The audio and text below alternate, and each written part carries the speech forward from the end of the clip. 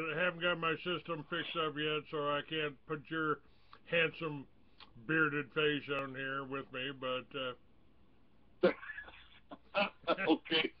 But I left 3 or 4 of your pictures up there on Facebook, so that ought to be enough. That's fine, man. That's right. That's fine. That's all. Your show will go live in 5 seconds. 4, 3, 2, 1. Blog Talk Radio. Now we can see a new world coming into view. A world in which there is a very real prospect of a new world order. The new world order does not mean surrendering our national sovereignty or forfeiting our interests.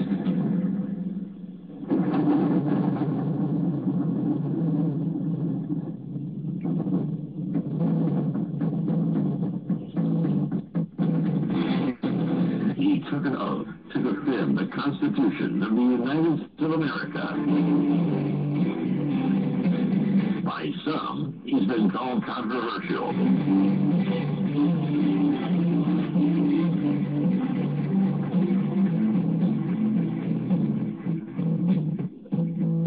How can I convince you when your ears refuse to hear?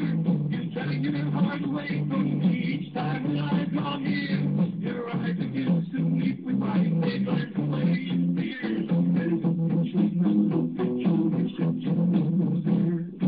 Now, keep in mind that some of my guests have been approached by Homeland Security or FBI saying, why are you going on the Clay Douglas show? My message to those guys, if they're listening this morning, is go get a cup of coffee. Maybe you'll learn something. We both took the same oath, to defend the Constitution against all enemies, foreign and domestic. I don't recall there being an expiration date on that.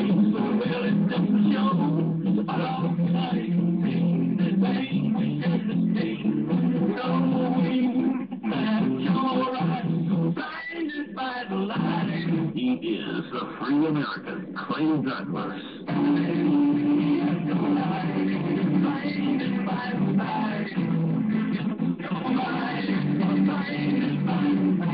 Catch the Free American weekdays at 7 a.m. Pacific, 10 a.m. Eastern.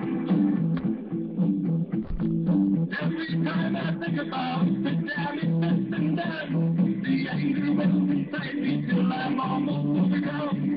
I want to tear the moon out of the sky and drop the sun. For the podcast and more details, visit www.freeamerican.com or catch the podcast by phone by calling 832-998-8631.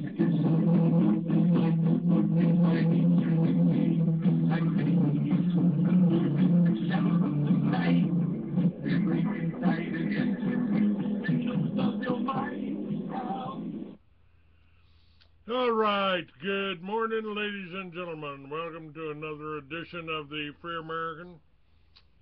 Important issue, I think, that I've discussed before. And actually, I've got 2 or 3 different issues that I want to talk about. My guest today is Tracy Lannum, and is that pronounced correct, Tracy? Yes, sir. All right. I'm really glad to have you on. You've been listening to me or following me for a while on Facebook, Blog Talk, a few other things. And you brought up an issue about sovereign citizens. Now, I've been in this movement for well over 20 years. We've talked about that. And the particular case that we're going to be talking about today, we're talking about Joe and Jerry Kane, and Jerry Kane was traveling around the country, going to expos, talking to people about how to step out of the system, basically, how to declare your sovereignty. And I've had several guests on over the years, and as recently as the last few weeks, that talked about exactly that. And just what we're trying to that we're free. I mean, we're born free men, you know, and our Constitution is supposed to protect that. They've tried to move us from a constitutional republic into a democracy, which, according to Benjamin Franklin, is two wolves and a sheep voting on what's for dinner. Now, I've also been demonized. It's like they're scared to death of me, Tracy. Somewhere out there, frankly, that's been puzzling me for a long time. Why would so much time and so much effort go to demonize an old biker from Texas? It's Well, I understand where you're coming from. I feel the same way. You know, take William Cooper, for example, who was my friend, and I was a mile away when he was killed. All he did was tell the truth, just like you're doing. And well, you know, whenever he was assassinated, I was absolutely, that reaffirmed the fact to me that well, we're on to something, because he did nothing wrong. He was the nicest man in the world. He just his family had left him towards the end. He had started drinking a little bit towards the end because he had lost everything he had. But I mean, he was not a criminal, of course not. And all he was doing was telling the truth. And hell, they set him up and shot him. And let me give you a little insight into that, Casey. I had been with Bill, sitting in his living room, petting his dog a few weeks before that, and we had decided to put our magazines together, his Veritas and my Free American. We decided we were going to work together, and we communicated. I communicated with him on my AT&T cell phone. Obviously, they were tapping it, and I was almost on my way to see him up there in Eager at his little mountaintop home up there, when they shot him, when they set him up and shot him. And, you know, this has happened to me before. I've had people like Casey Nethercott from Douglas, Arizona, tell me he wanted to help me start the Free American again, get the Free American after they tried to kill me. Now, that was in 2004. And I talked to him on that same cell phone and told him, say, well, Casey, you know, it's expensive to do a magazine. He said, Clay, I got $1.5 million in one account. Money's not an issue. Come down here and talk to me. I said, well, buy me breakfast. I'll be down in the morning. They shot him coming out of Safeway that night with my breakfast. They shot him, and they ended up putting him in prison in Texas, thanks to Morris Dees. And I think they did the same thing to Bill Cooper. I wasn't aware of it then because, you know, I didn't realize how extensive the Israeli tapping of our phones had gone. Amdocs and Converse were doing the tapping for George Bush, and that story broke in April of 2004. They tried to kill me in May of 2004. Bill Cooper, you're absolutely right about Bill Cooper. He was right on. He and I knew what Alex Jones was, you know, a Jewish shill in the Patriot movement. Shill. It's a shill. That's all he is. That's right. He tells half-truths, which is that's how counterintelligence works, man. Half-truths are believable, you know, and, you know, it's just readily apparent, really, if you pay any attention to him, if you watch his, you know, watch his videos and stuff. But fortunately, I don't have $1.5 million in FRNs, man. I got about 15 cents in my pocket, so hopefully they won't shoot me today. All I can do is just use my mouth as a weapon, Clay. Well, they've tried to do the same thing to me. They've tried to silence me. I had my businesses were worth $1 million, and before the accident, and right after the accident. Hang on a minute, I got a little problem here. What happened here?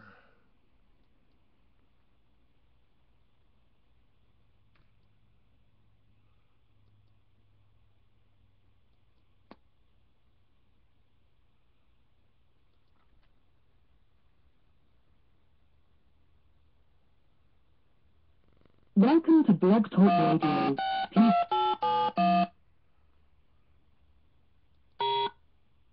to start your show now, press 1. Since it appears you're calling back into a live show, we're reconnecting you now. Well, that's interesting. We got kicked out here. I got kicked out of my own room here. So, my apologies on that, bud.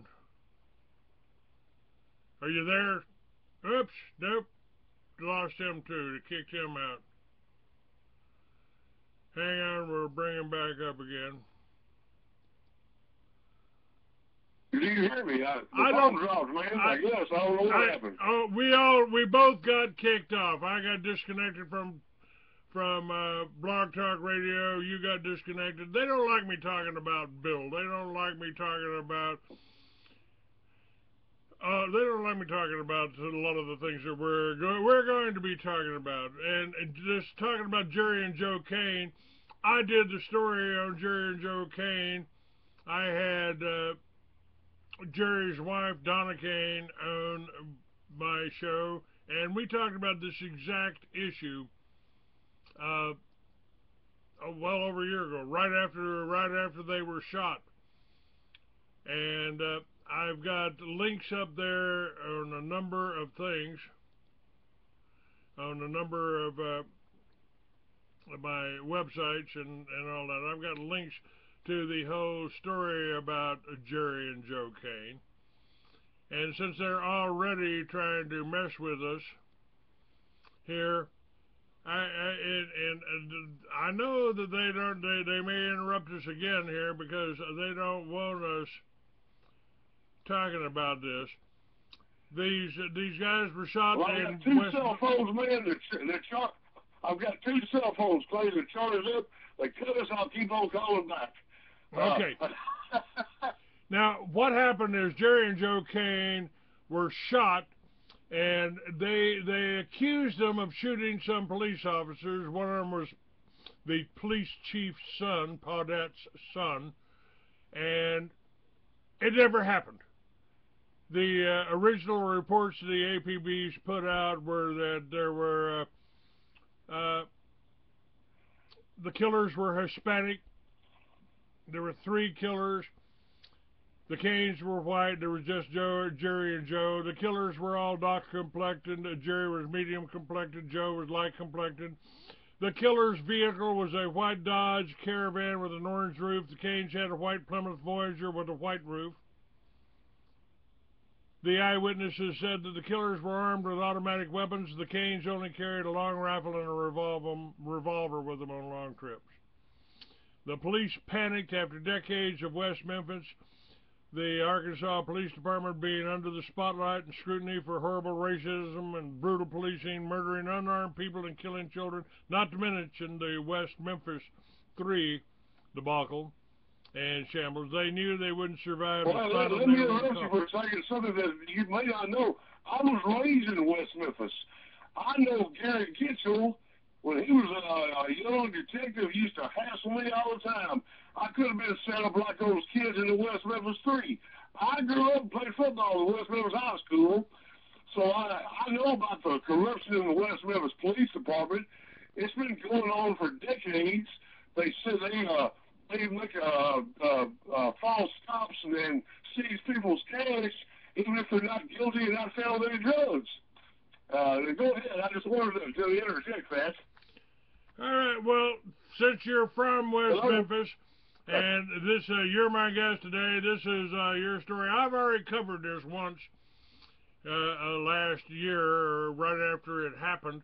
But let's you've got the viewpoint. You're there in the neighborhood. Let's talk about this. What's happened?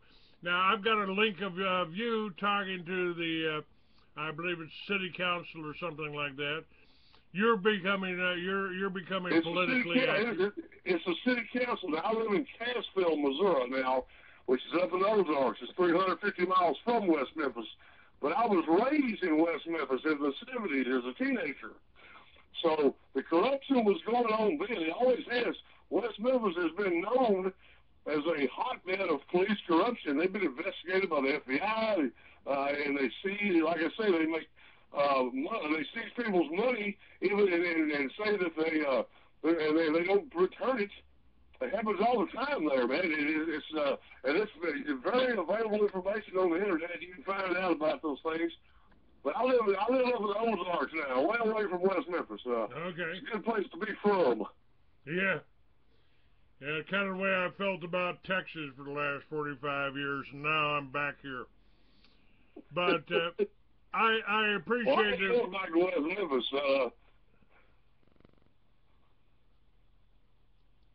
Hello? Yeah, I'm right here, bud. Go ahead. Hello? Can you hear me? Okay. I'm sorry, man. Yeah, yes, sir. I can hear you now. Okay. Yeah, they are screwing with us. This is your Fusion Centers, Department of Homeland Security, just screwing with us here. They don't like me. They don't like me talking, and you know, they tried to demonize me, telling people I'm anti-Semitic. I hate Jews, things like that. I don't hate Jews. I don't hate blacks. I hate criminals.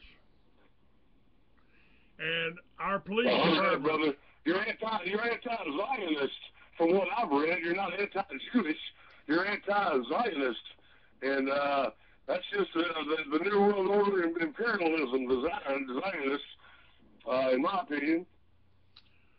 well, you know, you're right, but I don't limit it to Zionism because, you know, who killed Jesus? Well, they called them Pharisees back then. They called them rabbis back then. They've always got different names they go by, and you know, I'm not real fond of so-called Christians, and that's the way Benjamin Friedman, a Jewish historian, very, very bright, very knowledgeable man, he called them so-called Jews. And I've tried to tell people that these elitists, Right. they hide behind the Jewish people, and the Zionists are the so-called Jews. Their ancestors were never in the Holy Land. They came from Black Sea area of Russia. They're trying to take it back right now with the whole mess that's going on in the Ukraine. The Ukraine was Khazaria hundreds of years ago, 1,000 years ago.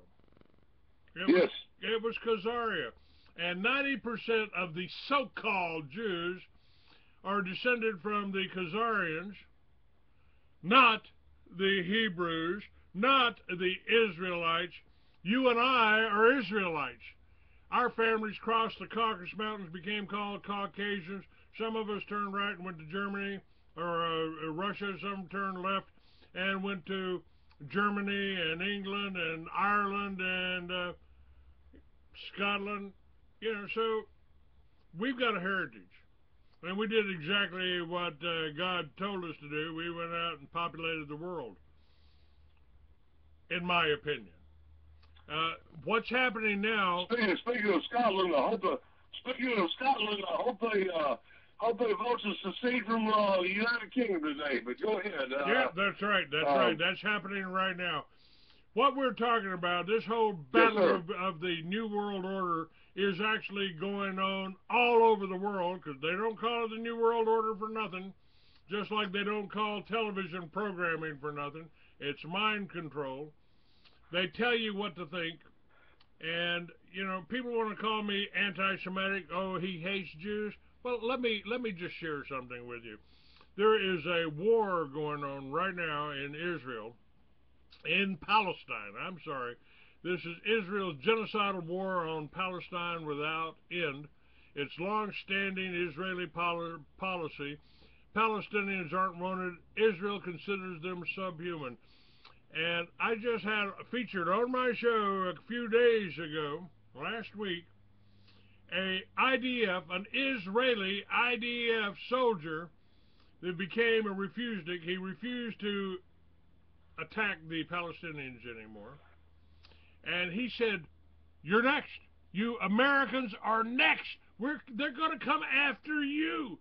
And that's what's happening with this is what happened with me. Oh, Clay Douglas started the militias. You're damn right I did, and I did it in the governor's office. What part of the Second Amendment don't you understand? Well, you're absolutely, I couldn't agree with you more. They've already went that attack on 9/11. The Mossad did that. Mossad did that. There's no doubt about that. That was nuclear attack, according to Veterans Today, the research that they've done, with help from Sandia Labs, where I filmed the first Homeland Security meeting, by the way. They identified these as atomic weapons we had given to Israel. And they turned around and used them to blow up the World Trade Center because the World Trade Center was defective. They had an engineering firm in there for 10 years. They came to the conclusion they couldn't do anything about the asbestos. The siding was falling off.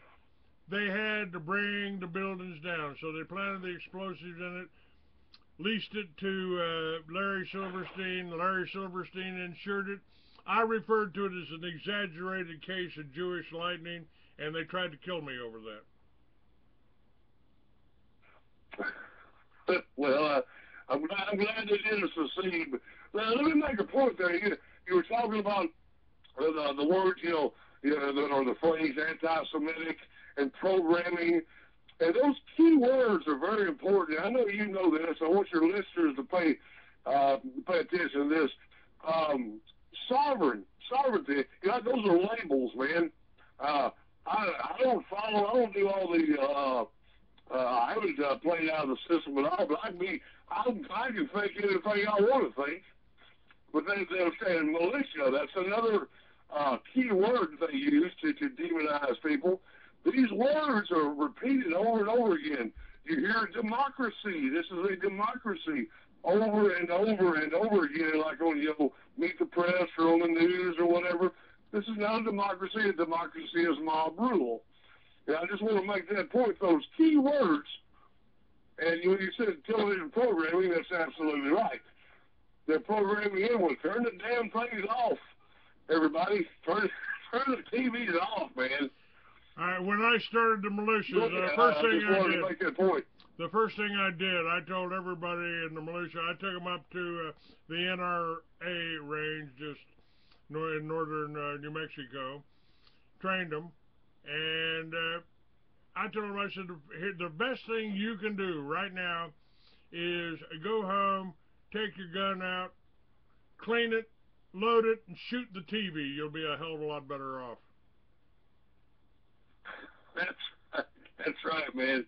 But those key words are very important when they're repeated over and over again on the popular media, and I just want to make that point. If anybody that is a thoughtful person would think about that for a second, how many times do you hear this country referred to as a democracy by everyone on the damn television? This is not a democracy. Like you say, Franklin said it was like two wolves voted against the sheep. It's mob rule, and but that's those key words. And this kind of relates to Bob Pollard, the police chief who goes around charging $2,000 now for his. He only charged the Cassville City Council. They gave him a cut rate $680 for 2 hours. That's pretty good. That's pretty good FRN money there, man. For just saying something I could have gone there for nothing and told them all about the sovereign movement. But I wouldn't have been. I would have given the opposing viewpoint. But Bob Pollard is on the Homeland Security payroll.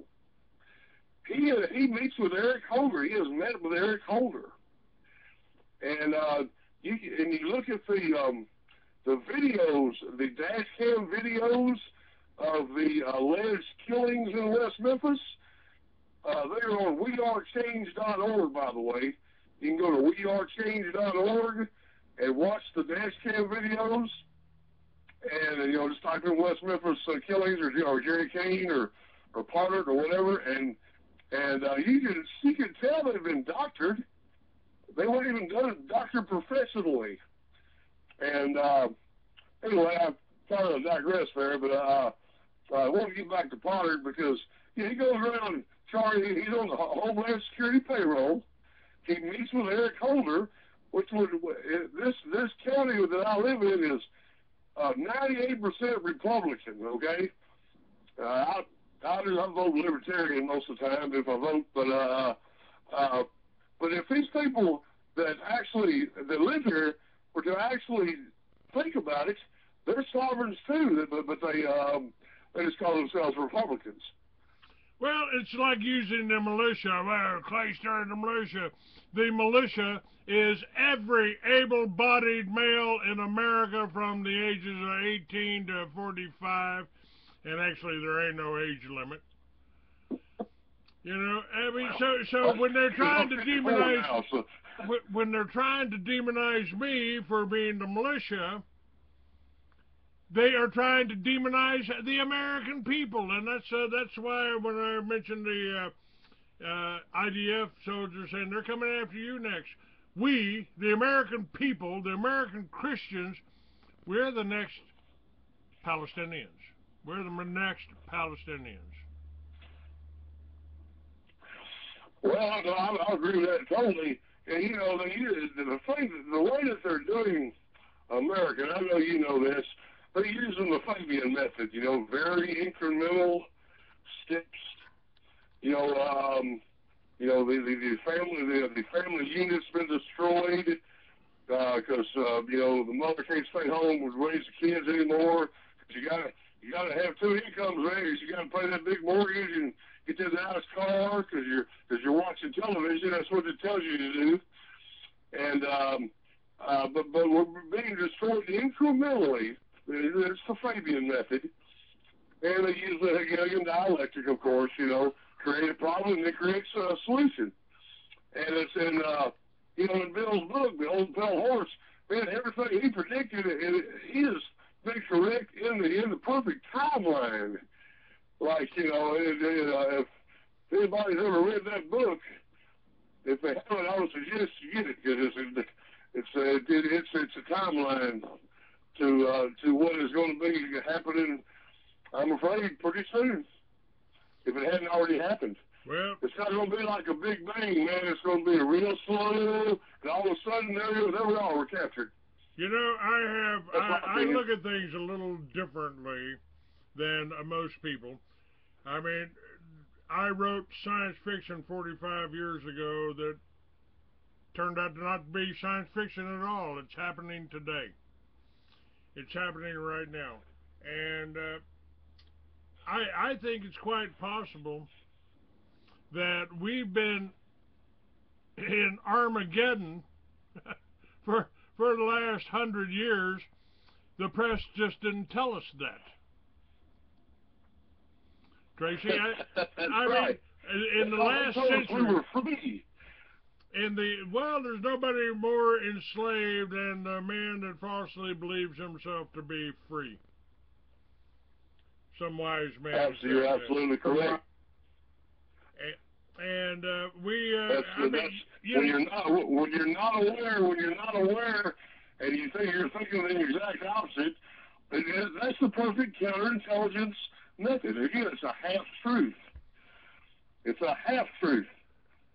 You know, and that's what, you know, MK Ultra, I know you're familiar with that. Yeah, Kathy O'Brien. That's public knowledge, man, and they're still doing it.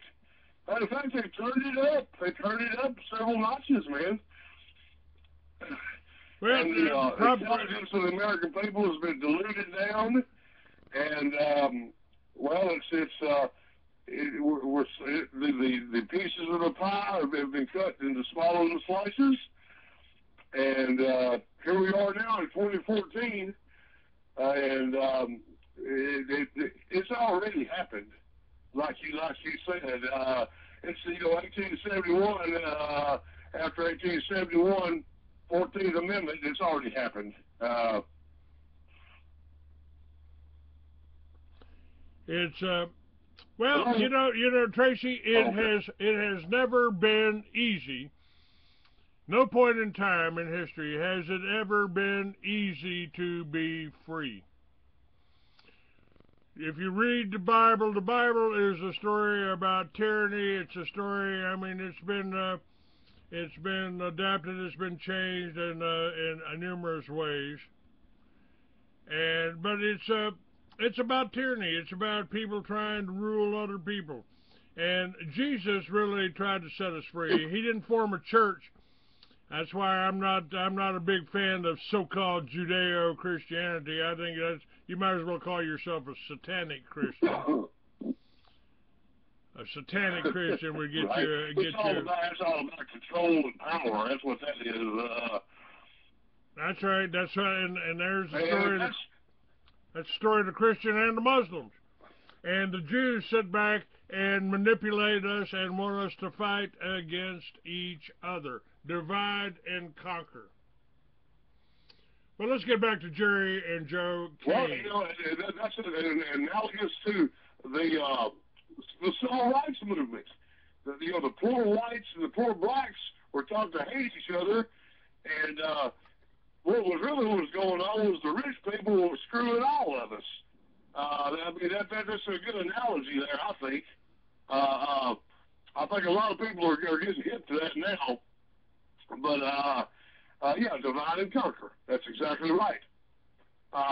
You know, a lot of people ask me, they'll say, because I get a lot of people, you know, that ask me about these things, and as you can tell, I like to talk, so I go ahead and tell them what I think. And again, I've been blessed to have rubbed elbows with some very smart people in my life. I've been very blessed with that, and I've been able to remember everything, you know, and retain it. And I get asked all the time, why do they do this, man? You know, what's the reason behind it? Well, then you get into Luciferian philosophy with Albert Pike and people like that. They do it for power, man. They've already got the money. They print the money. It's about power, and it goes into metaphysical chakras, man, and they get off on fear, and they get off on the fact that they are oppressing someone. When I say they, I'm talking about the New World Order elitists. Would you agree with that? Yeah. Say, or what's your take on that? Well, I am not a big. I feel like we've had so much deception, and I wrote a book about this 45 years ago. I'm not sure Lucifer's a bad guy.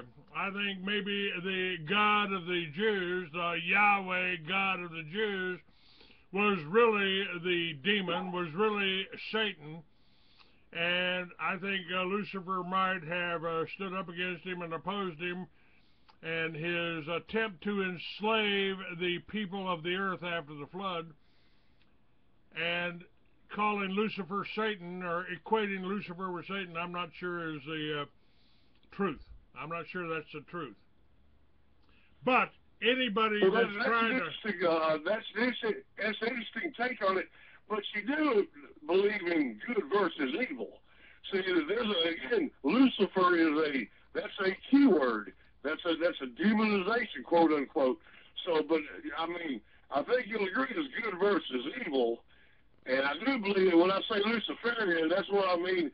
And that was me using a keyword, and I've been programmed, I guess, a little bit. That's an interesting take on that, though, Clay. I've never heard it.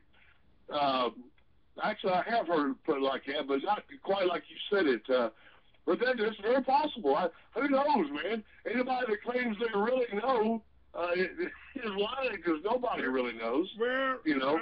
Here, I've got a question. But I do think there is good versus evil. Yes, sir. Yes, sir. That is definitely it. You know, in my opinion, you know, God created us, but God didn't look anything like Charlton Heston. God is the force, intelligent force that created our DNA, you know, that created this this whole environment that we live in.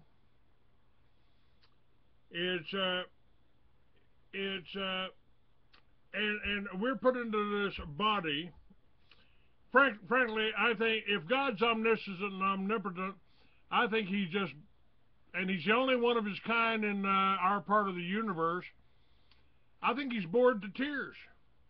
And so what did he do? He created us, and he gave us free will.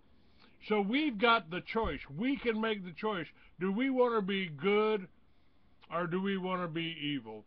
Now, if you choose evil, you may get more wealth. You may make more money because you're preying on people exactly the way the Jews and the Israelis and the banksters are doing to the American people. They're enslaving us and they're preying on us. Using usury, which is in the Old Testament, you're not supposed you're not supposed to pay interest. It says not to do that. But I bet you half the people over here at the First Baptist Church hadn't paid their car off in cash. I bet all of them got car payments. Yeah. You know, they take parts of the Bible they want to believe in, but some of them they just don't pay any attention to. And that's my take on organized religion, really. You know, but again, I'm digressing. I'd like to get back to Potter. Okay, Potter is Talk the about him a police little bit chief if we could. whose son was killed by some Hispanics, according to the first release. And I've got the whole thing up here. If you go to our website, under your name, we've got this whole despicable, monumental West Memphis, Arkansas murders and cover-up, and the Jerry and Joe Kane case. We've got the and it's a pretty graphic thing, but it just shows you that Jerry and Joe Kane were completely innocent. And I've got page after page after page here that proves 1,000% of the gains were never involved in a traffic stop. You can see proof that the dash cam was nothing more than a fabricated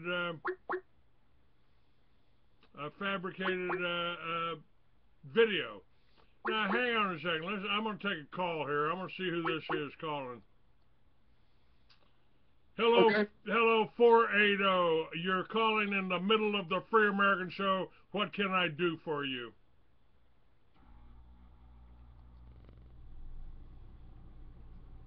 Hello, 480 area code. You called in. What do you want?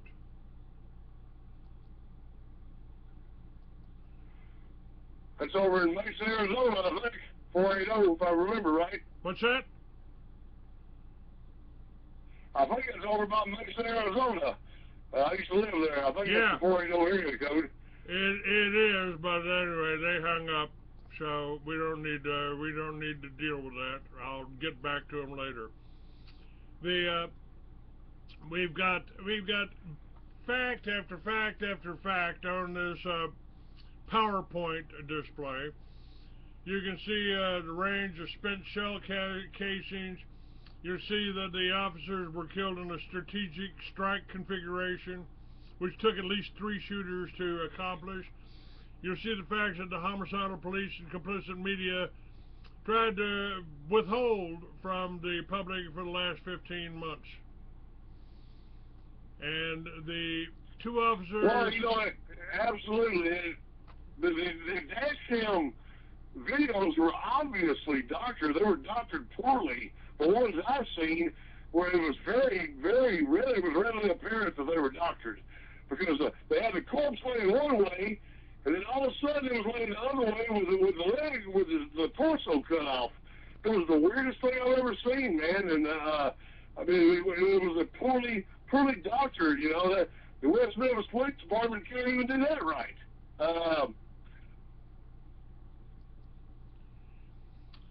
Hello? Yeah, what Hello? I can yeah, Okay. I've got you here.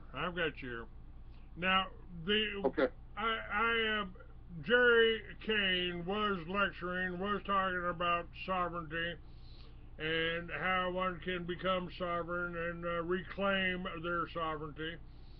I've never followed him much or any of that kind of thing, because I am free. I did stop paying taxes 20 years ago, 25 years ago. I quit filing the forms, and I told the IRS, you guys are criminals. I'm never dealing with you again. I won't do that. So I reclaimed my sovereignty. I claim my sovereignty. I am the free American, and I semi-jokingly say I might be the last one. But, well, brother, you're the last one. I'm here with you. So we may be the last two, but hopefully there's more than that. Actually, I got a pretty good crew here in my militia, man. So we, these kids that I'm teaching this stuff to, they pay a lot of attention to my old butt. Well, you know, that's again. Their families, and they're worried about the future of their children. And as am I and my grandchildren, I'm worried about that, man. Very much, you know. This is what I did. The reason I got into this whole movement behind this, the reason I started the militia, is I sat in my canal front home in Miami and watched the BATF kill 17 little children. For why? To save them from a child molester, killed 17 children and their families, and I swore I would never sit back and watch something like that happen again. So I started the Free American Magazine, I started the militia, and I started this radio show. I don't do this to get rich. I don't do this to con anybody. I do this to protect your children, your grandchildren, your great-grandchildren. This is the only reason I have this show. This is the only reason I have this website. This is the only reason I have this magazine. I do want to sell my magazine. I'm the same way. I know you're not one of those patriots, P-A-Y, T-R-I-O-T. I know you're not because Bill talked about you. I mean, Bill used to talk about you. Man, he likes you. He told me that. He didn't like too many people. He didn't like that. You know, because he knew a lot of them were fake. But I don't know if you remember after Bill was killed, I called you and talked to you for about 15. I think we were on the air. Maybe we weren't. I don't remember. But I talked to you about 15, 20 minutes because it was only about 2 weeks after it happened. And, you know, I was one of Bill's lieutenants, man. Me and Tim Lowell and Shamley, who's, well, we could talk about Noel Shamley a little bit, too, if you want to. Because he accused me of being, check this out, a member of the Anti-Defamation League. That's what he didn't like me. He didn't like to figure him out. I think Noel Shamley might have something to do with Bill, because he's the one that benefited from that. But that's my opinion. Well, I'm glad to know. You know, I never really talked to anybody that knew Bill, but I've told people that Bill and I were friends. We got along fine. I sat in his living room with him, you know. I've had drinks with him, you know. I really liked him. I really appreciated what he was doing. We didn't have any conflicts, not like him and Alex Jones. No, he spoke highly of you. That's why I called you after he was killed, because I was getting your magazine at the time. At the time, I was making a pretty good living, like a 49er. I can't afford hardly anything now, but that's all right. I've decided I don't want anything anyway. God provides for me. But anyway, that's why I called you. I know it's been 13 years, but I remember talking to you on the phone on the lead line there. I lived a mile away from Bill's house, and the police came after Bill was called. They went to 3 different houses. They went to my house, they went to Tim Lowell's house, who also only had one leg like Bill, who introduced me to Bill, and also the Chimleys. We were the 3 people that the police notified the next day that Bill had been killed. You know, so I was considered one of the inner circle. I used to just go over there, and I didn't even know he had a radio show, man, when I was introduced to him. But we were both Navy veterans, and we were like-minded, and we just sit there and shoot the shit, you know what I'm saying? And I didn't want his autograph. He had people coming around that would seek, you know, because he was famous, and I didn't give a damn if he was famous or not. I think that's why he let me come around, because, you know, one day we were drinking, and he said, "Man, I can't. I got to go on the air a little bit." And I said, "What do you mean you're going on the air?" I didn't even know he had a radio show. And then he pulls back this door, this curtain kind of thing, man. I see a studio. I said, and I used to be a radio disc jockey myself. I was like, "Oh wow, man! I didn't know you did all this." He said, "Yeah, man. Tune in tonight. Hell, sit here and listen." And that's how I met Bill, man. And I met it was in 2000, early 2000, when I moved up to Springerville, right next to Eager there, you know. Yeah. And then I met Tim Mull, and he introduced me to Bill. So then again, God has blessed me, has put me in these positions to meet these very sharp, very cool people. And when he died, man, I knew that, I knew something was going on. The ATF used to follow me around all the time in their white Jeeps, man. And, you know, I'm not a criminal. I was cutting wood for a living. I was selling firewood, man. And, but the ATF had these white Jeeps, they'd follow me around. And we had open carry. I always carried that 40 Glock on me, you know. And we'd walk in stores in Arizona, it's totally, you know, it ought to be, really it's legal in Missouri too, but they'll mess with you here if you carry one, unless you have a shotgun in your truck rack or something. But, the ATF used to follow me around, and one day I was driving up to St. John's. I was going to get a title changed on the truck. I think I was going to put Tim's truck in my name because it was getting paranoid or something. I was going up there to change the title on a vehicle for something, and the road between Eager and St. John's, man, is about 35, 40 miles, and there's no trees out there. It looks like the moon or something, you know, the topography does, right?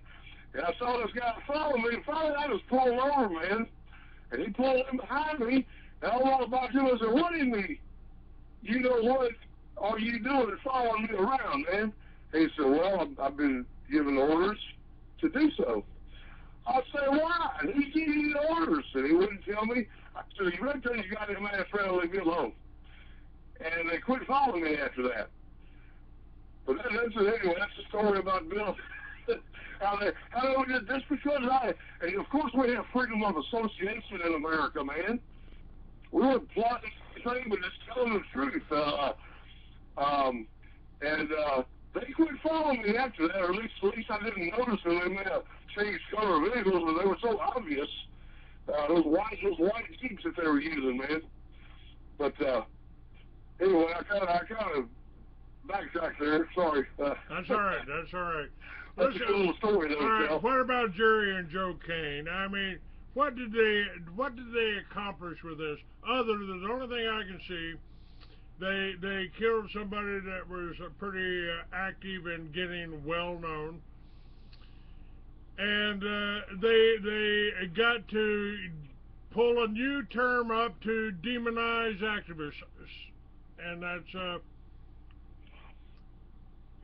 sovereign citizen. Oh, you're a sovereign citizen. What does that mean? Does that mean sovereign citizen? That means we're free. That means we're the king of our own castle. That home's our castle. That's right. That's right. Just like it comes from Magna Carta, you know. The man's home is his castle. That comes from the Magna Carta and Lockean theory, which Jefferson wrote, read John Locke and Rousseau, and that's who when he wrote the Declaration of Independence, which really states our sovereignty, our individual sovereignty, that was declared then. So, but again, you're right, that demonization and that key word, sovereignty, it becomes demonized, like the militia was demonized after the Oklahoma City bombing. And then they tried to do the same thing with veterans.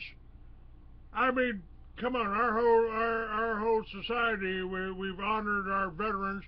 Today we mistreat them. Today they sprayed our soldiers with Agent Orange. They've given our soldiers depleted uranium. Here, take this ammunition. Boy, you can really kill a tank with this ammunition. It'll kill you and your children, but but later, that'll be later. You won't even notice it. And now, well, what? I know how to make armor-piercing rounds with uranium. I just do a hole inside, put a little piece of titanium in it, and then cover it up with lead, man. You don't need uranium. See, now, you're right. If they weren't trying to kill our own guys, fortunately, when I was in the Navy, nobody was fighting us. I was cooking eggs. I was a cook on the Enterprise in the VA-147 Squadron. Nobody was fighting us, and nobody was shooting at me, you know. That's a good example. The depleted uranium, and they're all coming back with all these weird afflictions, and you know, and they're doing all this urban, you know, door-to-door house searching. So they come home, the only job they can get, if their mind's halfway sane, is a job as a cop, so they can go in and bust in, you know, people smoking pot somewhere. Well, they sprayed us in Vietnam. They sprayed us with Agent Orange, supposedly to use to defoliate the jungle so they could find the Viet Cong. But who was that produced by? Oh yeah, Monsanto. Monsanto made the poison that is still affecting the Vietnam veterans. I know Vietnam veterans right now that are still being affected by Agent Orange. And so they're not only, I said the reason they sprayed us with Agent Orange and depleted uranium is they don't want well-trained, combat-hardened troops coming back to this country and seeing what a communist mess it's become. They're scared of us. They're afraid of us. Well, you're absolutely right. I would say that you know, not to argue semantics, I don't think it's communism. I think it's actual national socialism. If you think about it, because corporations and the government have joined forces together, and that is the definition of that ideology. And but you know, that's just splitting hairs there. It's an oppressive system, and it feeds on power. And you're absolutely right. Thank God I was just learning how to cook omelets in the Navy. That's all I did. Well, it's like, you know, it's like the terminology. Again, they change the words. Let's see, exactly what is the difference? Because I can't see any visible difference between the Republicans and the Democrats, or the fascists, or the communists. It's all about divide and conquer. Oh, you're a liberal? Well, I'm a conservative. Come on, guys, get real here. You know, it's funny. You know, you go on to Facebook, you know, and you'll see these ignorant, just like you said, these ignorant comments like that, and it's like, you know, that's why I don't let them. I'm just Tracy Lannum, man. I'm not any conservative. I'm not even. I'm a sovereign because I'm free, but I'm Tracy Lannum. And when you start labeling things, is when you can use those key words in order to divide and conquer. And that is part of MK Ultra and the counterintelligence that they use. And I loved when you said the television programming. That's one I hadn't ever thought of, but you're absolutely right. And those words, you know, conservative. Oh yeah, I'm a conservative. Well, you know, when they brought Pollard here to lecture, the policemen here in Cassville, where I live at, they don't. This county is 98% Republican. If they were to listen to that, they'd say, "Wait a minute, I'm a sovereign. Why are you demonizing us?" But then, of course, it was behind closed doors. You know. Well, I get the police chief to admit how much you paid out of city money. They're raising all these taxes and water rates here in town. They're running people out of town because there's no work. The last factory in town is leaving the first of the year. They're going to Mexico, Fesco, which makes blower motors for blower motors. I don't know if they put them in cars and stuff, you know. They're leaving town, which is happening in little towns all over the country. But I got the police chief in town to admit how much she paid him $680, and she probably paid him $1,000. He got a kickback. That's my opinion. I don't know that for a fact, but it sounds like it. He charges $2,000 to give these lectures, plus he's on the Homeland Security payroll. But I think that's rather ghoulish or weird that he goes around making money off his son's death, man. I'd do it for free. If somebody killed my son, I'd be going and doing it for free if I felt that way, you know? Well, he probably a little bit of guilt there too, because he covered it up, and they know they murdered innocent people. They murdered a man and his son, and tried to blame it on somebody else killing the son. I mean, the evidence is there. Their evidence is there. Now, I want to. This whole sovereign movement, this militia movement, I started that in 1994. I started this magazine in 1994. But before that, I was in the paraphernalia industry, and I got in the paraphernalia industry. I started the first head shops in Texas, and sold to head shops all over the country, helped stop a war selling peace symbols to the head shops, and then I got into other things, and but I was in that industry for years. And I got in it because I thought sooner or later everybody's going to wake up that marijuana is not dangerous, it's not harmful, it's the most beneficial plant of renown. It's mentioned in the Bible, and I helped start NORML. Ezekiel saw the burning bush, right? Is that the right Bible passage talks about the burning bush? Well, I don't know that Ezekiel? for sure. I don't know that for sure, but I know that the plant of renown, God gave us all seed-bearing crops, all seed-bearing plants for our use.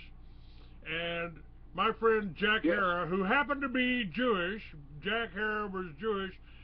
I financed Jack while he was writing The Emperor Wears No Clothes.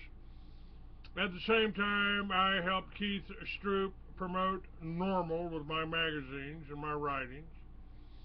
And you know, that then they busted Tommy Chong and tried to start putting people in jail for selling a pipe.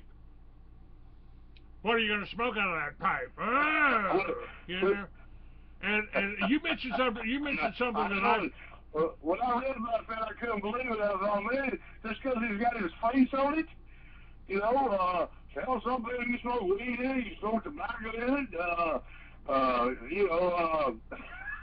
Well, that's an example of the idiocy of the drug war. You know. You made mention earlier, and it was like hearing an echo of what I've been telling people for months and years, actually.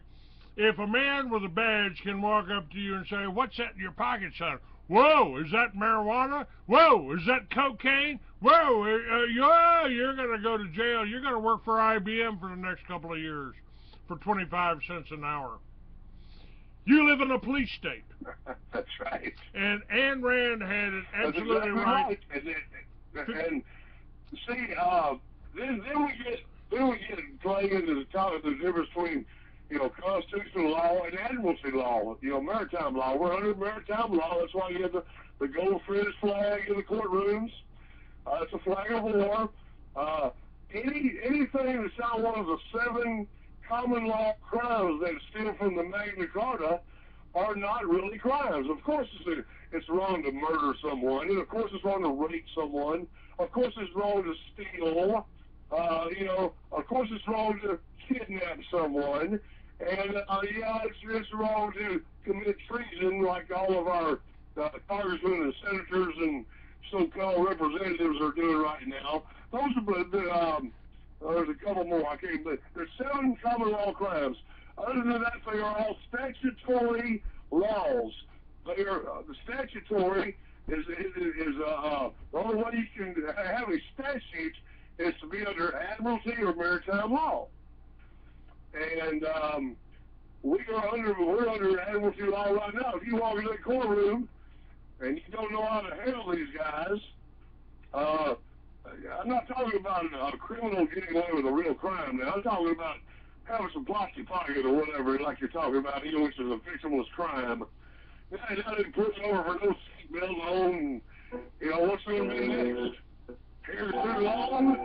My hair's too long. Let me trouble, can't wear a beard no more, whatever. Stay with me here. We got a commercial break for Truth Radio. Hang on, we'll be right back. 2 minutes.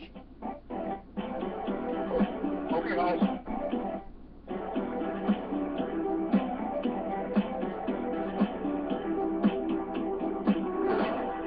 Discover what's really going on in the news that mainstream media won't tell you. Are you frustrated with your elected politicians? Get the news behind the news at truthradio.com. At Truth Radio, you can listen live or listen to a large selection of archived programs on demand. Listen when you want to. truthradio.com. The truth is out there. All you have to do. Do you flinch when a police car appears in your rearview mirror, or you get pulled over? Are you squeamish when an envelope arrives in the mail with the return address of a court, a government agency like the IRS, or some law firm? Would you like to escape government agency harassment? Then visit escapeharassment.com. George Bush allegedly says the government constitution is nothing but a doggone piece of paper. Well, that's a contract. A contract is an offer acceptance of that offer, at which point a contract arrives by law and the offerer can no longer withdraw the offer. We teach do not accept. That way there is no contract or agreement for you to go to their court or private club meeting. To escape government agency harassment like the IRS, visit escapeharassment.com. This is a tried and proven experience process, not experimental, with a money-back guarantee that it works and success testimonials from previous students. Remember, escapeharassment.com. That's escapeharassment.com. All right.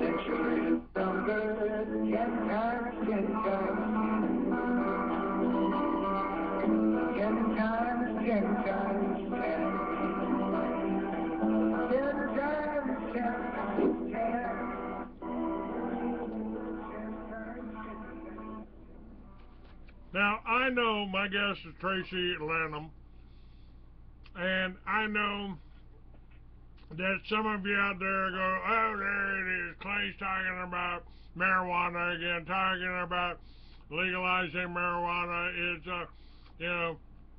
well, somebody needs to plant him and arrest him for that. Well, I've been arrested for that. I did time in a Texas prison for possession of marijuana that in 20 states today you can get away with if you bribe a doctor. In 2 states, you can get away with it without having to bribe anybody. I think that's a progress to me. And I've got an article up here that'll be in the September issue of the Free American, citing the failed war on drugs. World leaders call for widespread decriminalization. It is clear that the USA has abandoned its so-called war on drugs. That's not quite true. This has opened the door for others who've held back, as the USA could simply make the price too rich for many. This is obviously ended. Now we have a clear international movement to assemble a global consensus to implement a more rational system, and we can be sure it will not be restricted to marijuana, nor should it ever be, as the same problems accrue to all, including some so-called foodstuffs. As observed, the article says, we actually know how to do this. But the fact is, people are working that the fact that you can grow a pot plant in your front yard without getting raided by the cops in Colorado is a step in the right direction. Yes, but I still think decriminalization is better than legalization. And I'll tell you why. It takes the government completely out of it, It should be ignored, just like a tomato plant is. You know, God provided tomatoes for us to eat, and if you get a hybrid or a non-hybrid seed, or heirloom seeds, you know, and grow them, I'm going to join rolling up after I finish the interview. I'm going to smoke it, and it's supposedly illegal in Missouri. I dare them to go over and stop me. They're not going to do a damn thing about it, because what I do on my personal time and by myself is my business. But I do think decriminalization is better than legalization, although you are correct. Legalization, I mean, at least they're not putting people in jail for it, but they still try to make them FREs off of it. They're trying to make a big deal. I saw an article the other day where people are just buying them from the regular weed dealer now in Colorado because it's too damn high at the pot stores. That was too. Hello? Go ahead, repeat that, please. I said that I read an article the other day, and I'm trying to remember. I want to cite them, I can't remember. But anyway, it said that people are going back to buying pot from the regular weed dealers in Colorado instead of going, because it's cheaper, they go to the damn pot stores because they're taxing the hell out of it. And that's why I'm for decriminalization, man. If I want to grow 10 tomato plants, that ought to be the same thing as growing 10 pot plants. There's no difference, man. Whatever you do is is your business. That's my opinion. Well, I've also been. I think it's again a step in the right direction, the whole medical marijuana thing. But why should I pay a doctor who's killed more people than all the illegal drugs in the world? Our doctors, our hospitals, our whole big pharma is responsible for more deaths of Americans than all of the cocaine, heroin, or methamphetamine in the world. And why should I pay? Right. Why should I pay a doctor? They're all members of the American. They're all members of the American Medical Association, which is another New World Order conglomerate. It's all tied in with the pharmaceutical companies. And I eat garlic. I've got high blood pressure, but I chew garlic up. I'm not buying them damn pills they prescribe me, and I smoke weed. Why not? Why would we, any of us, pay a doctor to get a prescription for something God gave us that we can grow in our backyard? Why should we pay anybody? Now, Well, they have to get their kickbacks. You know, but you're right. That's a rhetorical question. I know. You're absolutely right. None of their damn business. Now, world leaders. I don't want to go. I know my body better than any doctor. You know. World leaders of this article here that I'm looking at, they agree with you. World leaders citing failed war on drugs. World leaders call for widespread decriminalization. They say that they condemn the harsh measures grounded in repressive ideologies. And in the face of a failed war on drugs, a global commission composed mostly of former world leaders recommended on Tuesday that governments decriminalize and regulate the use of currently illicit drugs such as marijuana, cocaine, and psychedelics. The international drug regime is broken, reads the report from the Global Commission on Drug Policy, whose members include former Secretary General of the United Nations Kofi Annan, former U.S. Secretary of State George Shultz, former Justice of the Supreme Court of Canada and former High Commissioner for Human Rights at the UN, Louise Arbour, and Virgin Group founder Richard Branson, as well as former presidents of Brazil, Colombia, Mexico, and Portugal. Overwhelming evidence points to not just the failure of the regime to attain its stated goals, but also horrific unintended consequences of punitive and prohibitionist laws and policies. There is no question now that the genie of reform has escaped the prohibitionist bottle, said Nathan Edelman, Drug Policy Alliance. Punitive drug enforcement has done nothing to decrease drug use, the Commission says, in taking control pathways to drug policies that work. Instead, such policies have fueled crime, marginalized health risks, undermined human rights, and fostered discrimination, all the while wasting tens of billions of dollars. In my book, Mystery Babylon, Tracy, I documented Operation Watchtower under CIA Director George Bush.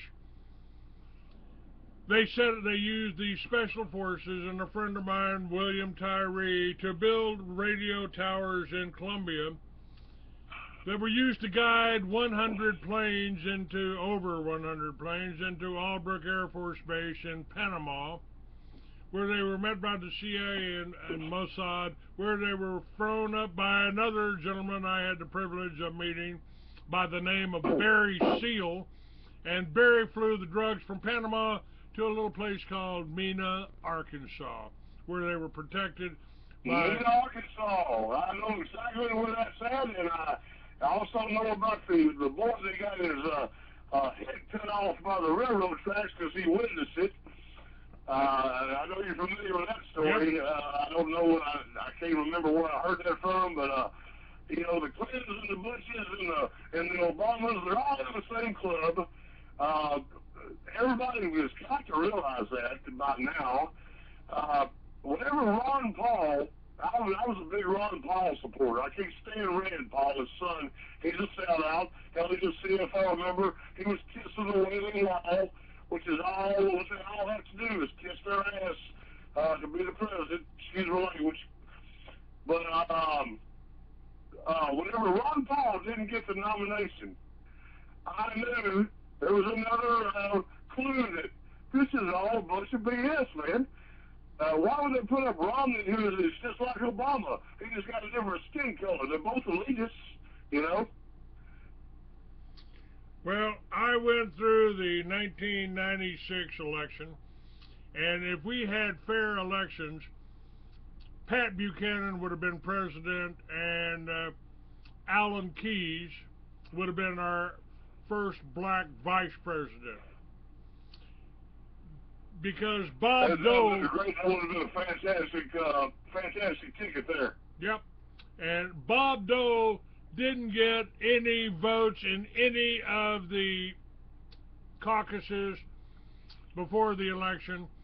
And when we went down to Florida for the final thing, my candidate, my friend Charles Collins, and I, here's a legitimate, the first Republican to sign up for the presidency. No black marks, no fatal thing, Rhodes Scholar, brilliant man. And every time he got up to speak at Republican conventions, they unplugged the microphone or turned every camera on stage was turned off and pointed at the ground. And Pat Buchanan would have won. The same thing they did to Ron Paul. That's right. Same thing they did to Ron Paul. That's right. When we went to Florida, we watched these buses pull in. We weren't even allowed in the hotel where they had the convention. And I don't know how they got away with that. Nothing we could do about it. They just wouldn't let us in. And the buses pulled up with the Bob Dole supporters. And Bob Dole and Elizabeth Dole with the Red Cross, they've been on the take for years. And so that was all planned. The Republicans were planned to lose, and that's how we got Bill Clinton in there. Well, then you follow on through the timeline. Then you get Bush, who go on and be better. They're both CFR members, so they were hedging their bet either way. But you get Bush in there, who is absolutely the worst president ever. That's how Obama got elected, out of reflex. Everybody thought, oh my God, we got to get someone the exact opposite of Bush. Well, let's pick this black guy, Barack Obama. He talks a good game.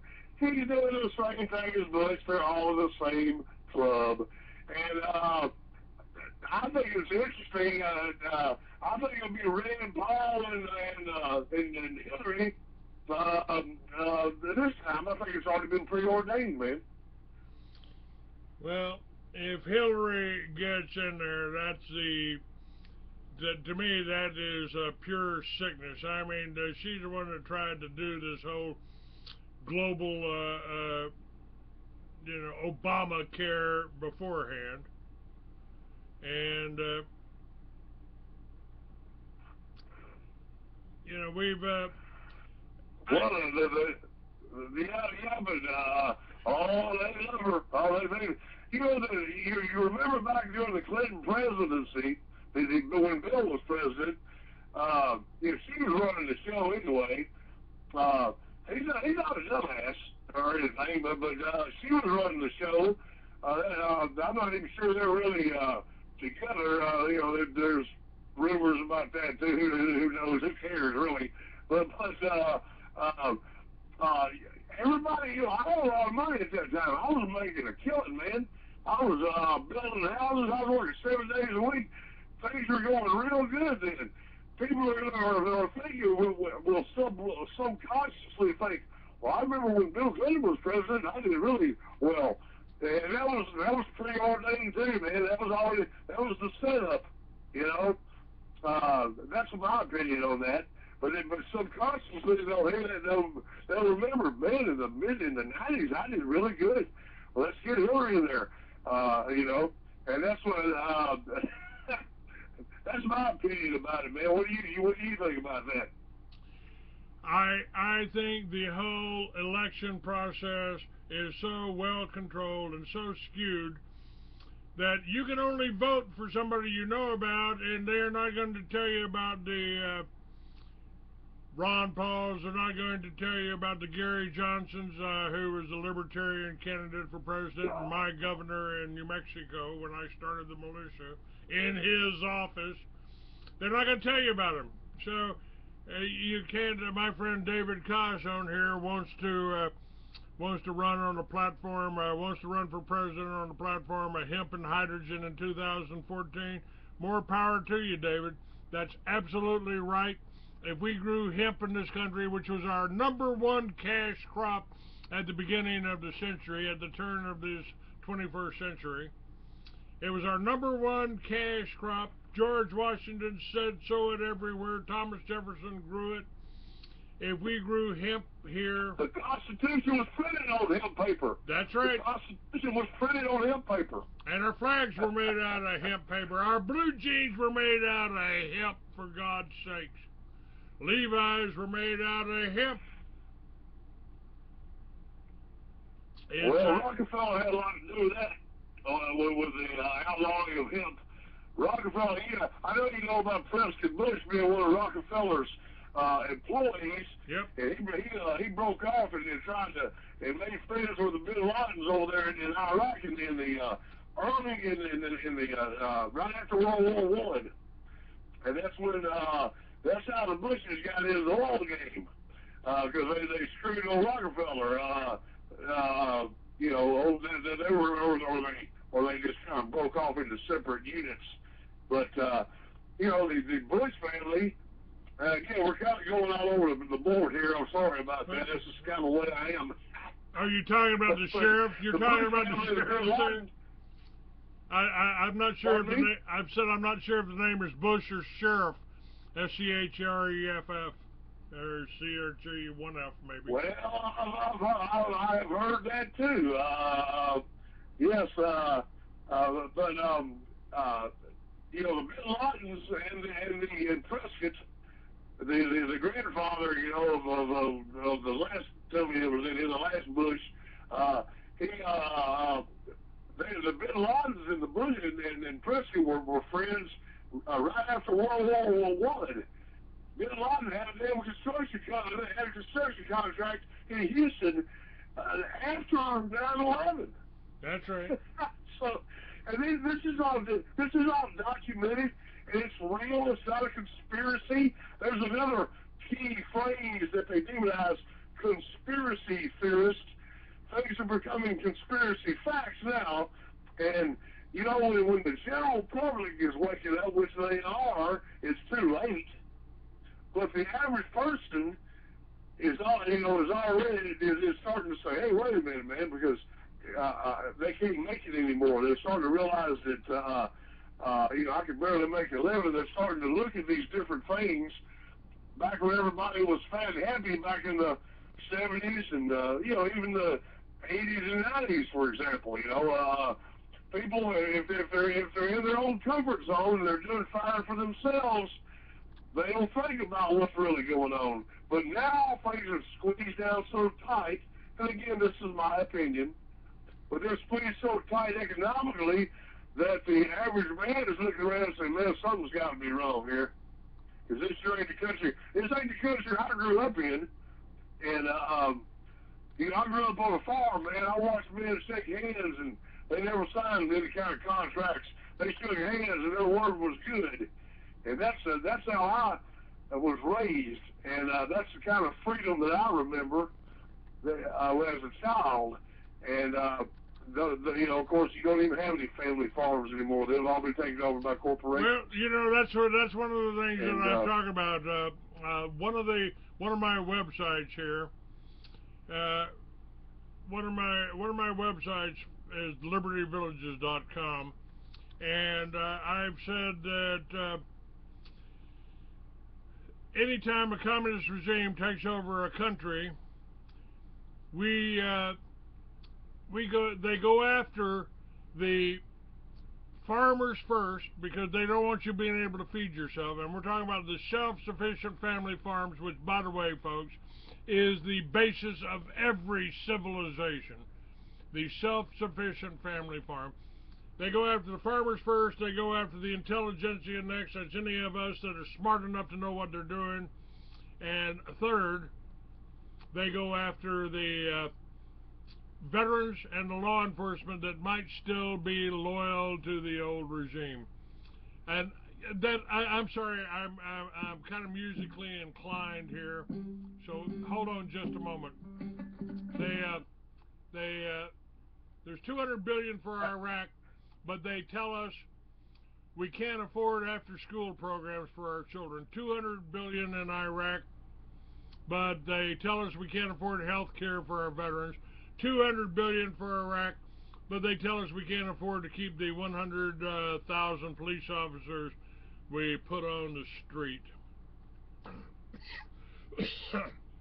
And this is a little too... You're absolutely right. And the average person is starting to realize this now. They see these numbers on TV, like you're talking about, the $200 billion for Iraq. They're sending the troops over to Africa now to stop the Ebola virus. Well, what the hell, man? Well, that's the other thing. That's the other thing. I'm glad you brought that up, because Obama's talking about sending 3,000 of our soldiers to Ebola-infested Africa. Right now. This is happening right now, folks. You think Agent Orange was bad? You think depleted uranium was bad? What about when 3,000 soldiers come back over here after being exposed to Ebola? And you talk about the factories leaving here. You talk about the family farms leaving here. Well, I think we need to listen to James McMurtry. James McMurtry.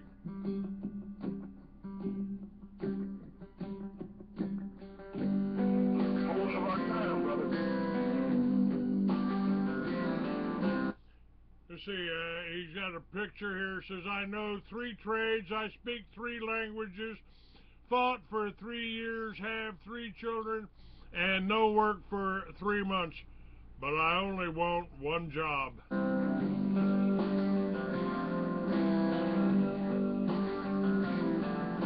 a Vietnam vet with a cardboard sign, sitting there by the left turn line, a flag on his wheelchair flapping in the breeze. One leg missing and both hands free. No one's paying much mind to him. The VA budget's just stretched so thin, and there's more coming back from the Mideast war.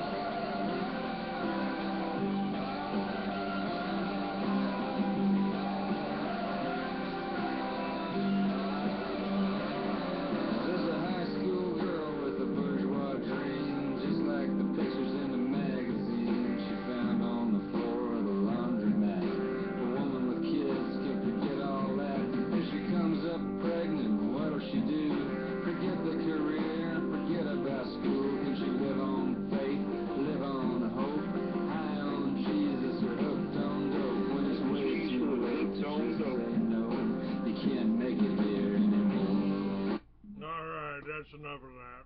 But can't make it here no more. I tell you what, you Texas boys, I'm from Memphis, man. I grew up around a lot of great musicians, but you Texas and Oklahoma boys sure know how to play good music. I love Red Dirt, man. But go ahead. I love James, man. I've seen him live. He's a cool dude.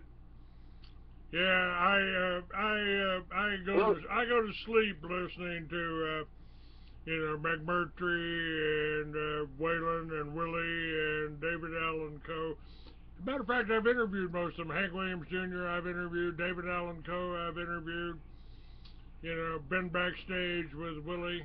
So, and well, I don't know if you knew. My son was Willie's bodyguard for a while. I got to meet Willie back in March 1st at the casino there in Miami, Oklahoma, and he smoked some of my weed. I got him stoned. He was out of tune the first two songs, and he goes, after he got him this guitar tuned, he said, I got to bring that big old boy for that, because me and my son were pretty big. I'm 6'7", so that's what Willie said. People like I don't know if we can get together or not, Tracy. People like you kind of make me nervous. Huh? Okay, well, I guess I did it to a lot of people. Hey, y'all move up here and go for me. I'm running for mayor up here. Well, do you understand why you make me nervous? I finally figured it out. I couldn't figure it out. I never had to look up to anybody before.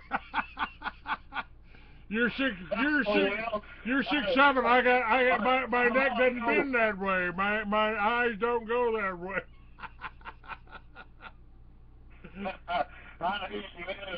Yeah, Ellis, the old sir, I didn't know they stack shit that high. That's why I hear a lot.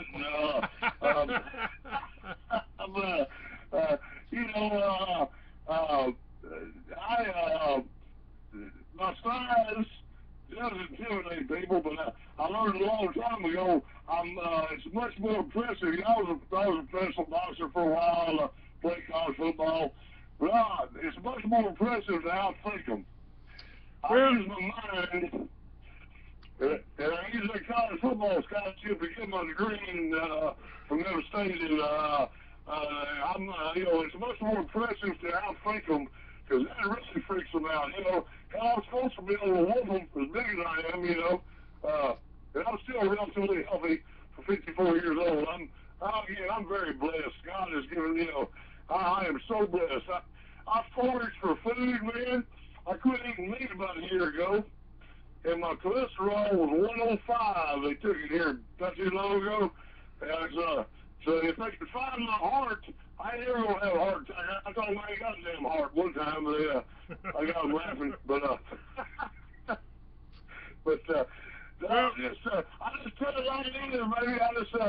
I told the city council I smoke pot. I thought about firing up a joint right there in front of them those days, but I didn't feel like going until that night, Well, I appreciate what you're doing. I think more of us need to run for office, and if we just had a little bit of backing, we got people that, in a way, I've almost thought maybe they're right. Maybe I am insane. If I was sane, I'd be working for the corporations. I'd be working for the Jews. I'd be working for the government or something like that. I won't do that. I won't work for criminals. You be doing what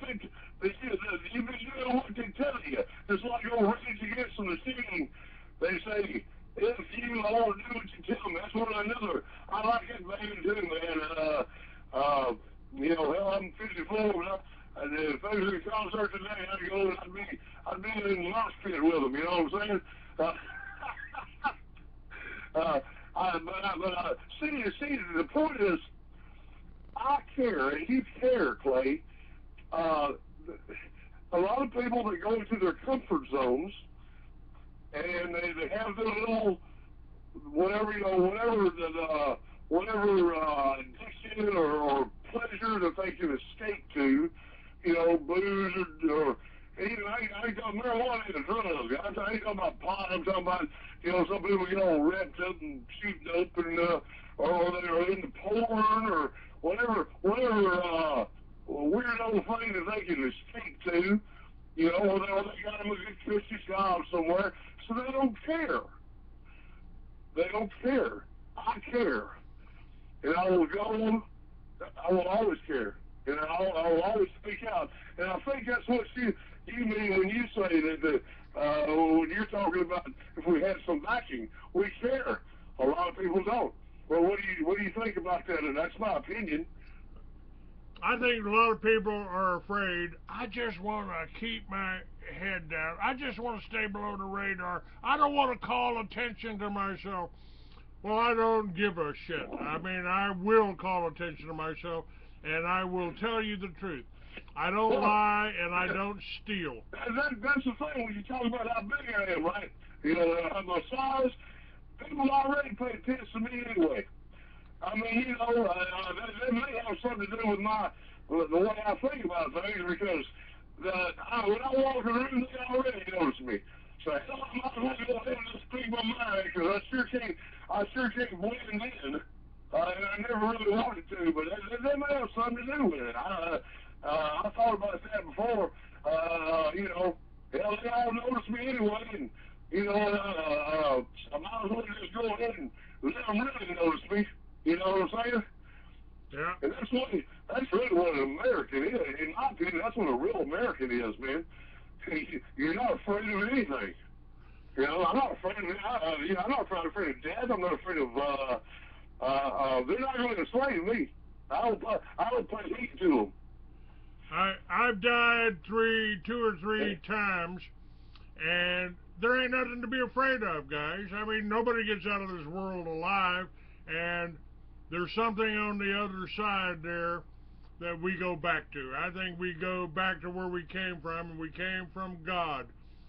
I mean, the whole idea of religion, God created man, he created out of his essence, and he put a little spark of his divinity in us that we call the soul, we call ESP, we call it conscience. We know right from wrong. There ain't no original sin. We know right from wrong when we're born. If a kid breaks something, he knows he did something wrong. We don't need the preachers telling us that. We don't need the rabbis to control us. We know right from wrong, and we got the choice. We can be good or we can be evil. That's the thing too. That's the thing too about the family structure. I raised 3 boys on my own. I got divorced and I got custody of my sons. And then it all turned out real well. And, I did a lot of working at the chicken plant over here, working 12-hour days, because that's the only job in this area. I moved up here so my middle boy played football for the high school team here, which was pretty good at the time. And, but I didn't go to ask anybody's opinion about how to raise my children. They were all planned. There wasn't any busted rubbers going on. These kids were all planned. My old lady bailed out on me, bailed out on things, and but I took the responsibility, took care of my kids, which is what any man is supposed to do. But I didn't go ask for anybody's advice when it came to raising my children. I knew exactly how to do it because I was raised correctly. And that family structure, that family unit being destroyed, well, it's just destroyed black. Welfare has destroyed the black. Black people are good people, man. I don't believe in the mixing of races. That's just my opinion.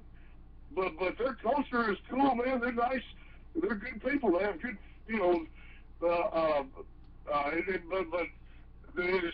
welfare has destroyed that culture. Because, it's cheaper to not get married and not for the man not to be around. It's not cheaper. It's more profitable. Now it's happened to white culture. And it's been real. There's no middle class anymore. There was in the 70s. In the 80s, there was a middle class, but not anymore. You're either extremely rich, or you look for mushrooms to eat for breakfast in the morning like I do. Well, people, you know, we've really got a lot of promise. Again, I tried to tell people that, you know, we've got some really brilliant people working. They really they've solved a lot of problems. You don't hear about it unless you listen to the Free American. They have a company now called Bright Farms, and they've cut deals with supermarket chains of supermarkets across the country, and they're putting greenhouses on the roof of the supermarkets and growing their vegetables and their fruits and their tomatoes and their lettuce on the roof of the supermarket now. So when you go into the supermarket to buy your produce, it was grown right there, and it's not genetically modified. Well, that's because that is an absolutely brilliant idea, and being self-sustainable like that, you know. When you were talking about earlier about the family farm being destroyed, you know, Jefferson, his idea of America was everybody have their own homestead. Well, you know, he was thinking about corporations, and everybody had their own homestead where they could be self-sustainable, and then society would thrive. That's what Jefferson's vision was, you know, and that's, of course, that's documented. You look it up.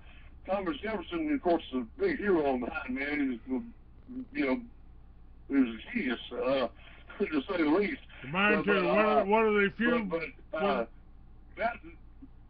Go ahead. I agree with you about Thomas Jefferson. He is my one hero. Oh my goodness, you know. Well, you know, I've never been to Monticello, man, to his house, but that's one of my.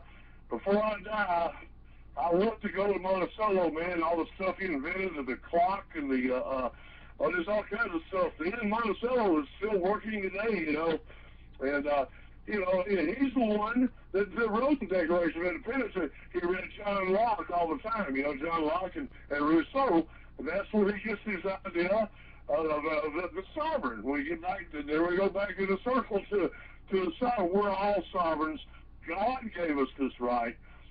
And for this man Potter to go around lecturing, demonizing, quote unquote, me and you, and everybody else who's a free man who doesn't hurt anyone else is, and he makes money off of it, and he's an idiot there in this city council, paid him money, plus all the cops sitting around the bud listening to this crap while they're getting paid, but they're raising water rates here in town. That's why I'm going to win this mayor's race, man. I'll probably get assassinated, but first thing I'm going to do, I'm going to have cops go out and pick up all the litter on the street, so they can sit around in their cars. And I'm not joking. Well, we've got the ability. We could be driving on our highways. Our highways could be solar receptacles. All you got to do is make it out of graphene, and that's harder than steel, stronger than steel, and it's made out of graphite, so it's pretty cheap to do. Better than asphalt, made out of oil. Cut the oil people out. We could run our cars. Didn't they do that in Norway? I read somewhere in Norway they do that, right? Or somewhere up in Scandinavia? Yeah. And Tesla has built the electric car and perfected it. And and somebody else has made wheels. You can bolt right on to a Tesla, and while you're driving down the highway, the wheels will be running an alternator that will be generating enough power so you could drive a Tesla with these wheels on it. You could drive it all the way across the country, never have to stop to plug in. We've got the technology here. Perpetual motion. That's right. a perpetual motion machine there. That's right. And we've there got was a man in Mississippi who, not to, well, it's really not changing the subject, but it's on the perpetual motion machine. There was a man down in Mississippi that invented one, and he was killed. And I can't remember his name. This is, I was living in Memphis, and I remember reading the commercial appeal about it. This was probably 20 years ago. Yeah, but he was running one, and running on water, wasn't he? Accident, somebody ran him off the road. There's a guy who was running his little dune buggy on water. We can run our ships. The Navy is now doing this.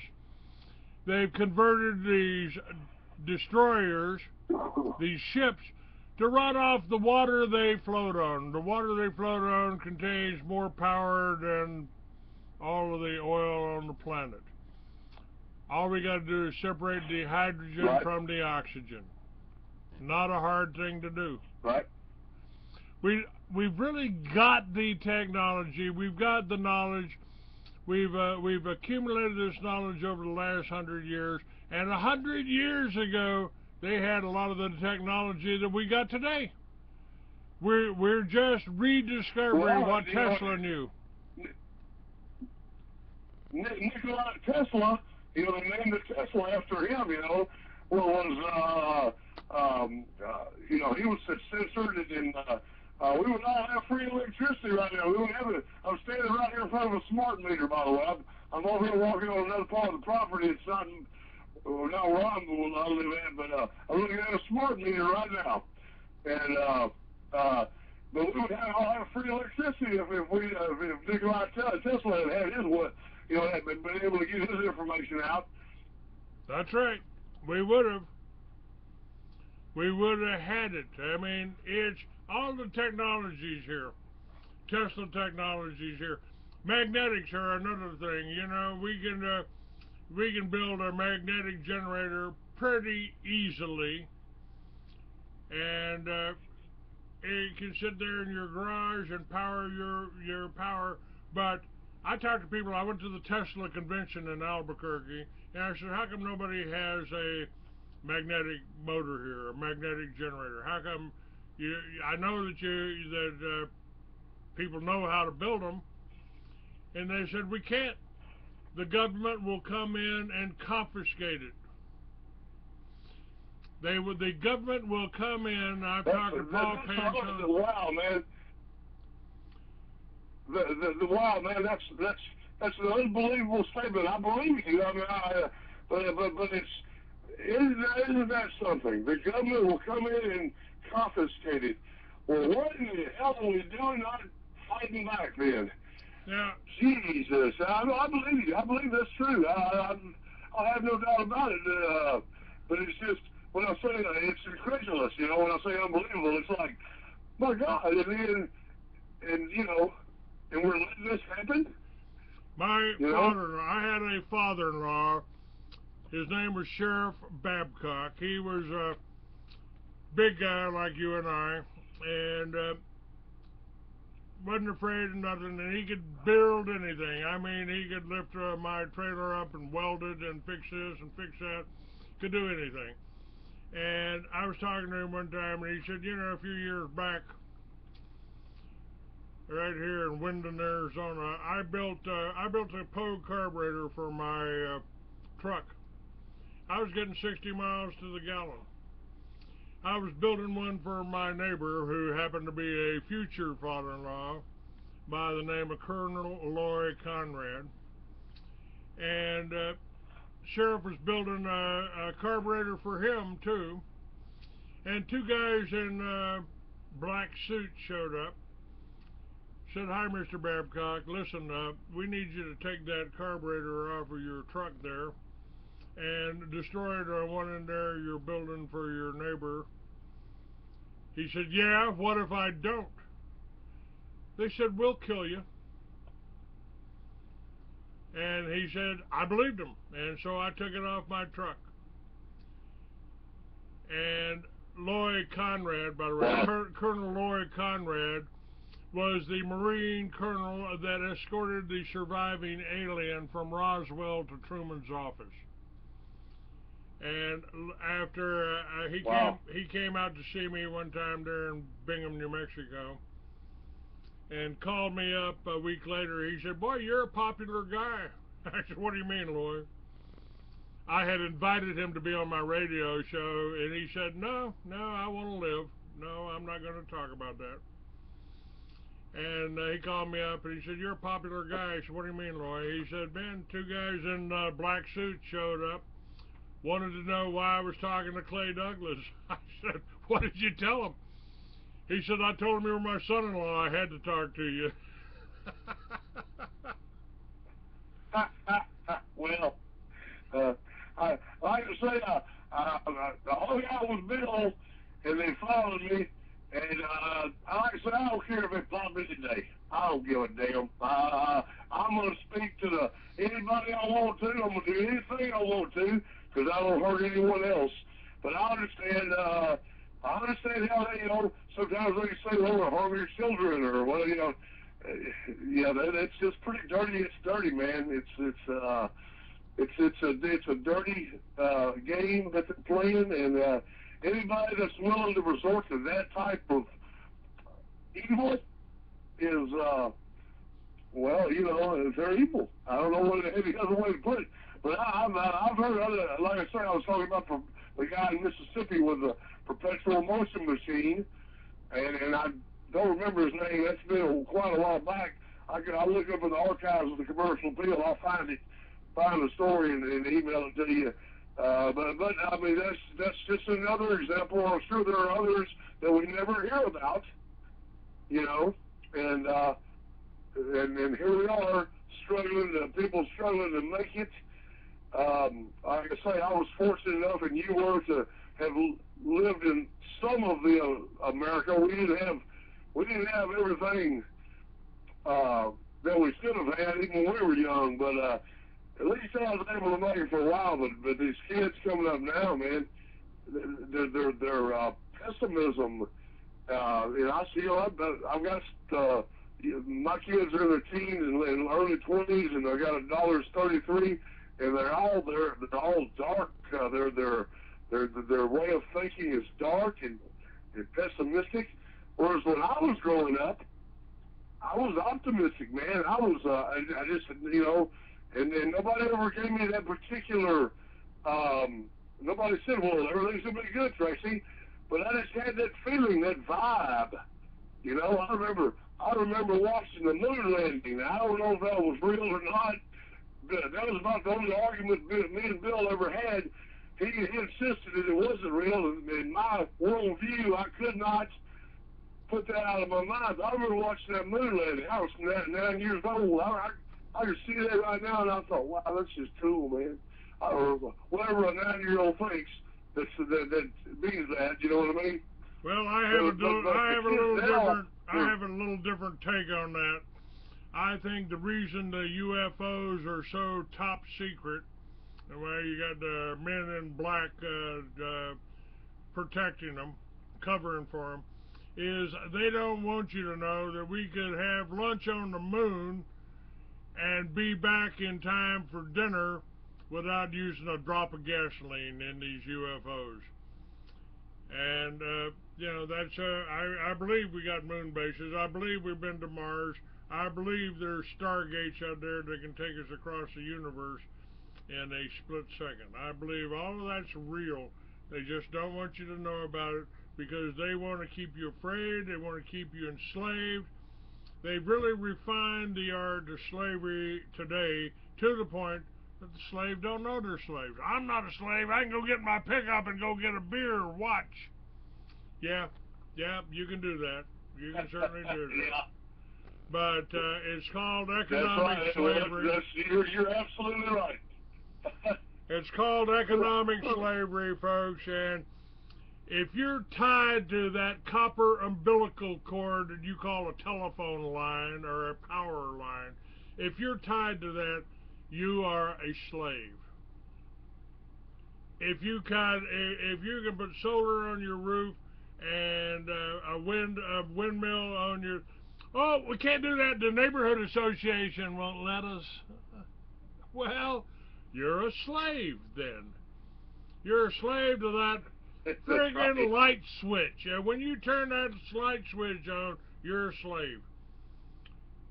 Now, I'm not really complaining right now for having to pay $100 for a month for a electric bill, because I like being able to see what I'm doing. I don't like living in the dark. But for that $1,000 that I pay them every year, if we had the freedom of choice here, we could be spending that $1,000 on a little magnetic generator that would sit in our garage, not use any fuel, and power the whole house. That is within reason. It's possible. It exists. It existed in Australia. They just wouldn't let them over here. Well, you know, an example of that too, the Levitron trains in France and in Japan. You know, I mean, that's using magnetic technology that you're talking about. You know, they don't have it here. We don't have Levitron trains here that can go 300 miles an hour. You know, because they suppress all that technology. We have one individual. We're the freest nation in the world, and we're the most enslaved nation in the world. That's right. It's just like in the book 1984 by Orwell, doublespeak. When they say something, it's the exact opposite. And I see that in Obama's and Clinton's and Bush's speeches all the time. We've got Reagan's ambassador, who's he wanted to build these rails, the rail cars that you just talked about, 300-mile-an-hour cars across the country, faster than a jet, magnetic powered or on magnetic, and they've kept his money away from him with the Federal Reserve. Won't let him have his money.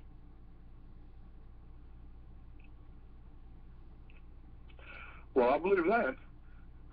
There's also, I think the last real Republican was Goldwater, in my opinion, the last real Republican.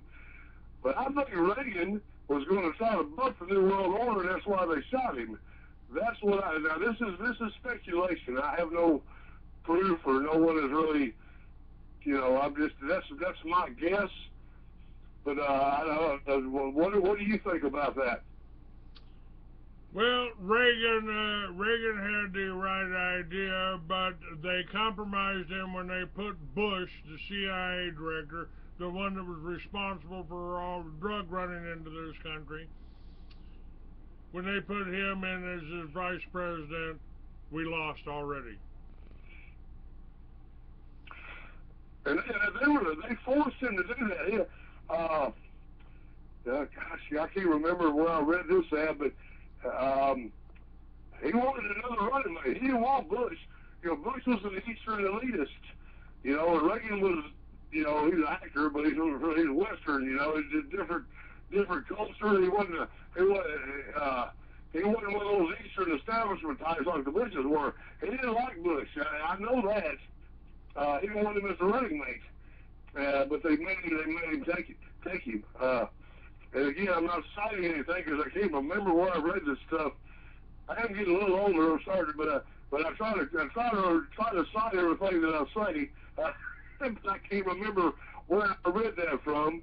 But I have read Goldwater's autobiography, and I think he was the last real Republican.